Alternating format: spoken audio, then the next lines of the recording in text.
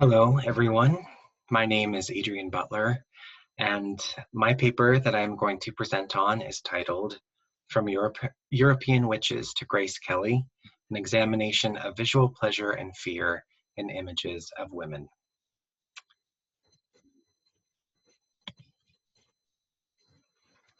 From insidious, bewitching supernatural women of the Renaissance to Alfred Hitchcock's cool blondes, the fascination and prevalence of the female image has been a staple of Western iconography for centuries.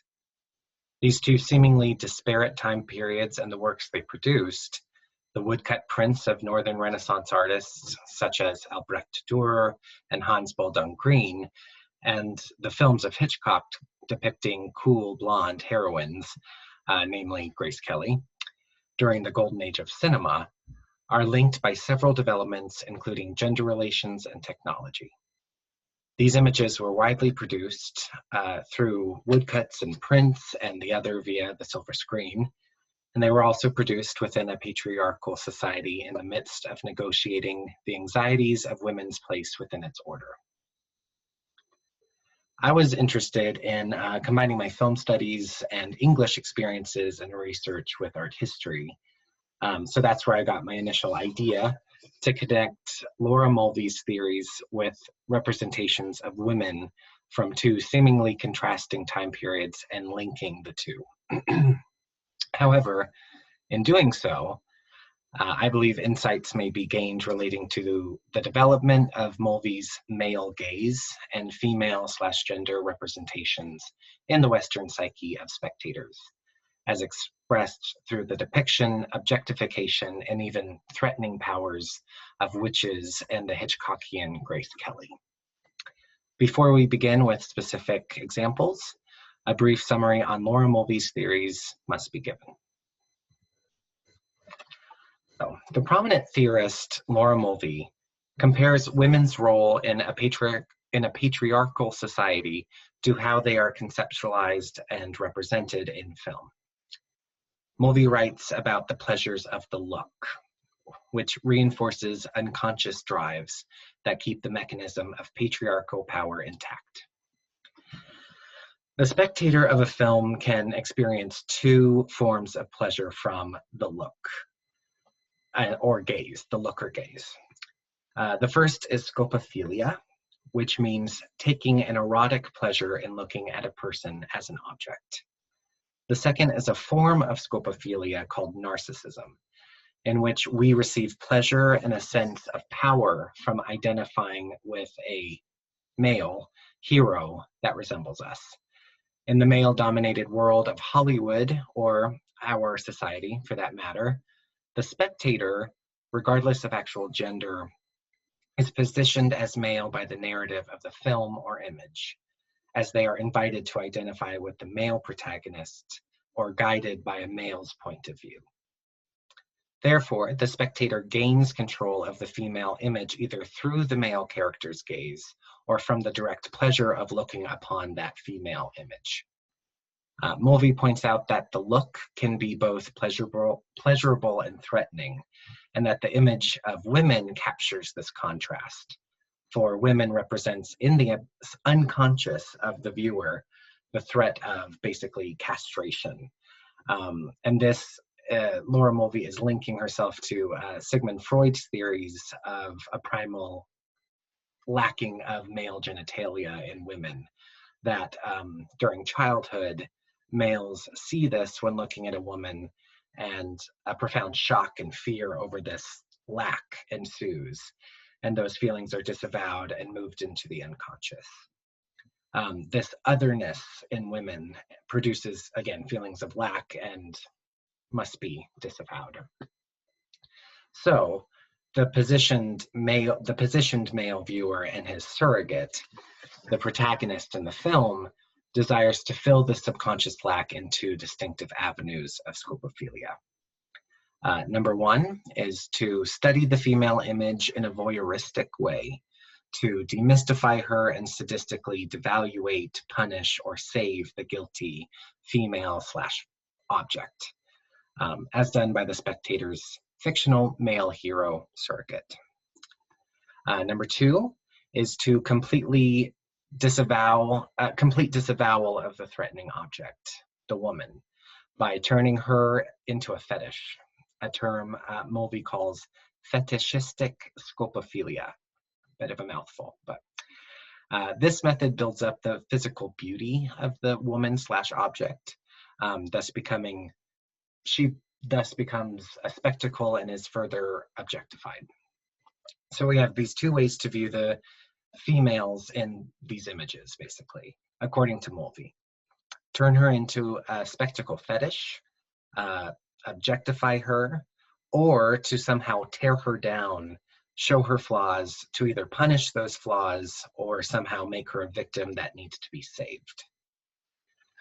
So that was a lot to unpack, but hopefully you have the gist of Mulvey for what we want to look at now, and specifically for the images that we are about to look at. So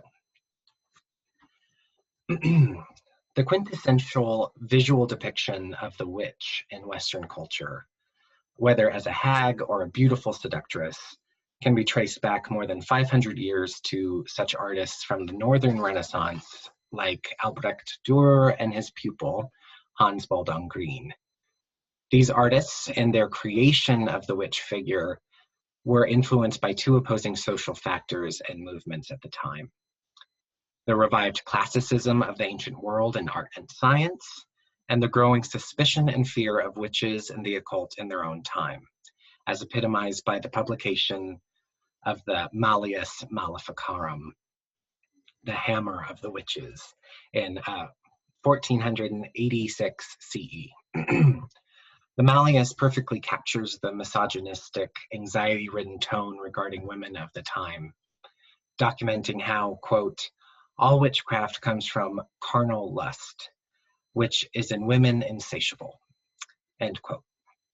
In examining a key work from Dürer and incorporating Laura Mulvey's theories on the gaze, beliefs about gender and the social order in the female figure may be revealed. So here we see Albrecht Dürer's woodcut print, The Four Witches, and it contains elements that directly correlate to Mulvey's observations regarding both fetishistic scopophilia and voyeurism. The four women are most likely based on the mythological Venus and the three Graces.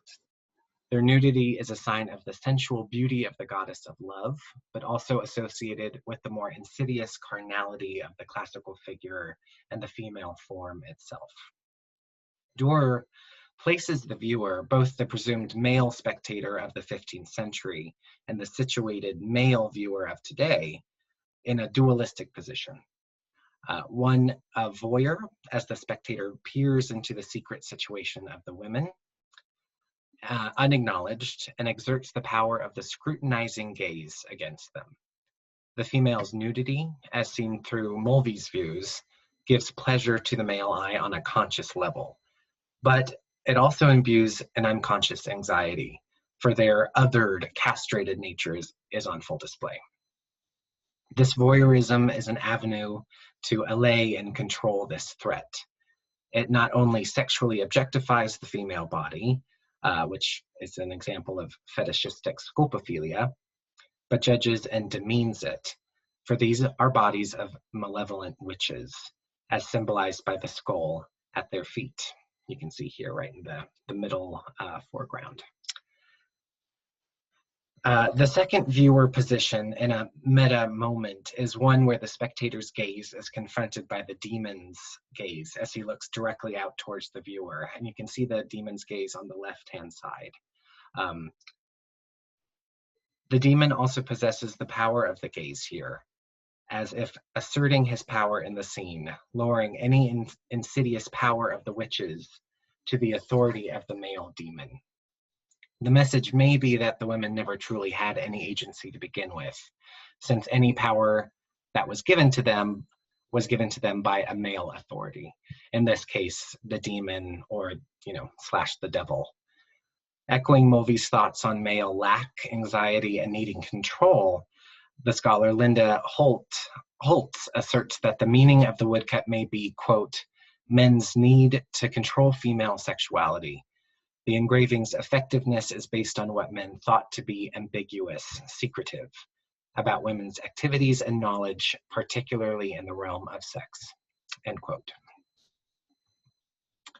For the sake of time, I can't go into too much detail about this print. I do so more in my paper. But I wanted to show you Hans Baldung Green's work, and one aspect that strongly correlates to Mulvey's works and theories. One aspect stands out in the composition. If you see here, it's kind of in the left middle, middle ground. And there are a number of sausages hanging over a pitchfork in the left middle ground section. This has been interpreted by scholars as an innuendo, a tongue-in-cheek suggestion of male genitalia. The sausages so displayed may assert females, in this case witches, ability and power to metaphorically castrate their victims and their male authority. So just as Doerr's and Green's work illustrates the tensions occurring between the sexes of women's sexuality and trying to suppress it or make it negative somehow and making them into malicious witches, basically. The anxieties of the role of women during the patriarchal social order during the 15th and 16th centuries, so too does the films produced during the golden age of cinema. Alluring and dangerous, the women depicted during this period could be seen to represent the sexual tensions, uncertain gender relations, and personal alienation, all through a male perspective, occurring during the time rife with concerns involving World War II, the Cold War, communism, and the like. In regard specifically to Alfred Hitchcock, the scholar Megan Friddle writes that, quote, post-war America was a place where anxieties about gender roles collided with major cultural and economic changes. Hitchcock mined these tensions in his depictions of women, end quote. Grace Kelly, one of the prominent muses of the director, could be seen to represent all the above issues surrounding the tensions of the 1940s and 50s. The image of Grace Kelly as the object of the male gaze can be seen in Alfred Hitchcock's 1955 film, To Catch a Thief. Grace Kelly plays Frances Stevens, an icy and aloof heiress vacationing in the south of France when she meets and seduces the infamous cat burglar John Roby, played by Cary Grant. To Catch a Thief is not usually in the repertoire of films discussed in relation to Mulvey's work and the look/gaze. However, this film exhibits many instances where the male protagonist engages in scopophilia and the ensuing tactics of control and objectification. In one scene, Frances attempts to seduce John, both the man himself and as a means to persuade him to reveal the truth about his theft-related past. Move this up so you can see that. Where am I? John Roby shows little affection, sexual or otherwise, to Frances, who is at first cold and distant, but becomes ever more intrigued and enamored by the mysterious John. John is static in the right of the composition's last scene, masked by shadows for the majority of the time. John's gaze and the spectators through him, since he is our protagonist, constantly follows Frances during the scene, for she moves around the space in a seductive dance-like manner. This creates a visual contrast between the two characters, movement and spectacle versus shadowed and somewhat hidden. Even when the lights are turned out, Frances, wearing white, as you can see here, stays in the dim light coming from the window.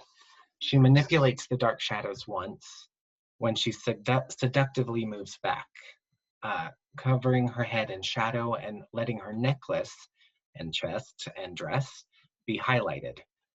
Through John's point of view in this shot, she is an objectified object of fetishistic scopophilia, encoded to be the height of sensual fantasy for the male gaze.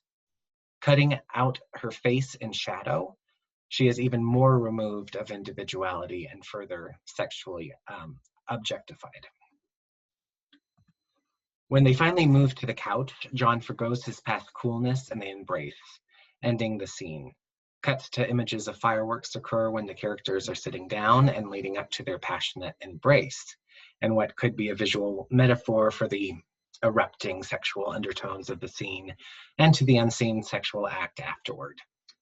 John only succumbs to Frances's charms after he was able to watch her half hidden in shadows, much like the audience in a theater, and gaze both in a voyeuristic and fetishistic manner. When she leans her head back into the shadows, fully revealing her necklace, as seen here, and bare chest, the moment of fetish is fully realized.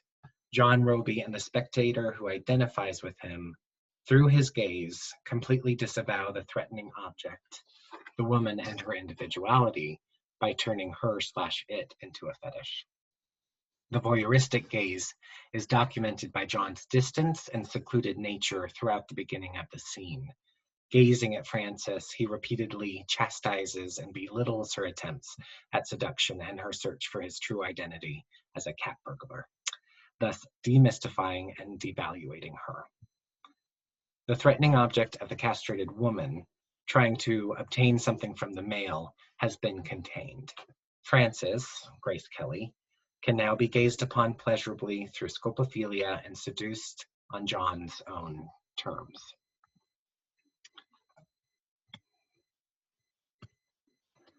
From the insidious, bewitching women of the Northern Renaissance to the icy glamour of Grace Kelly, a unifying, evolving visual rhetoric and legacy of the woman as threat in Western art can be seen. Although some parts of Mulvey's theories may seem a little dated and very heavily dependent on Freudian theory, it does seem like this idea of the male gaze remains ever present, from hundreds of years ago to today, and the persistence of this male gaze and the power that it exerts, from the silver screen and wood prints to the male-dominated workplace in America's cultural and political sphere, continues. Thank you. That's the end of my presentation. Thank you all.